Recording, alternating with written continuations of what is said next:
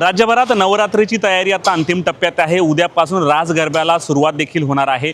उद्या संध्याकाळी 7 वाजल्यापासून याच मैदानावर गुजराती परिवार तर्फे जे आहे की दरवर्षी जसा गरबा आयोजित केला जात होता तर यावर्षी देखील आयोजित करण्यात आलेले आहे। यंदा यांना पावसाचं मोठं आव्हान होतं। यंदा पावसामुळे मोठ्या प्रमाणात ग्राउंडवर चिखल आणि पाणी जमलं होतं, परंतु लोकांना खेळायला कुठल्याही प्रकारचा त्रास होऊ नये त्यासाठी यांनी एवढा मोठा डोम हा तो तयार केलेला आहे। या डोमसाठी यांना अतिरिक्त खर्च आलेला आहे। हा दरवर्षी अशा प्रकारचा डोम टाकावा लागत नाही, कारण पाऊस नसतो, पण यंदा वरुण राजानं परतीच्या पावसानं धुमाकूळ घातला होता आणि असंही सांगण्यात येत आहे की नवरात्री पावसाचा धुमाकूळ असणार आहे आणि स्पर्धकांना किंवा इकडच्या वसई विरारकरांना खेळण्यापासून कुठल्याही प्रकारे वंचित राहू नये, त्यांना कुठलाही त्रास होऊ नये म्हणून भर पावसामध्ये त्या डोममध्ये नवरात्रीचा आनंद घेता येणार आहे।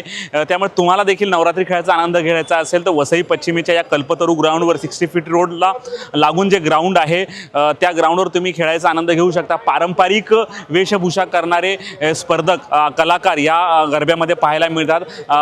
गुजरातची पारंपरिक संस्कृती म्हणून हा गरबा ओळखला जातो, त्यामुळे तुम्ही देखील या गरब्याला आवर्जून भेट द्या। या गरब्याच्या आयोजकांनी नेमकं काय म्हटलं आपण ऐकूयात। यंदा आम्हाला फार मोठा फटका बसलेला आहे। पावसाने एवढा त्रास दिलेला आम्हाला, पाऊस आल्यामुळे सगळं आम्हाला खर्च अधिक झालेला आहे, पण आमची टीम आणि संचालकांच्या सहकार्यामुळे सगळं काम व्यवस्थित झालेलं आहे आणि आम्ही नवरात्रीला सगळे सज्ज झालेलो आहोत खेळण्यासाठी। यंदा आमची ऑर्केस्ट्राची टीम आहे ती मुंबईचे एकदम प्रख्यात सिंगर्स आम्ही आणलेले आहेत आणि सगळे चांगले गाणारे आहेत आणि कार्यक्रम ऑर्केस्ट्रा लाईव्ह असणार, प्रेक्षकांना आनंद मजा करायला मिळेल।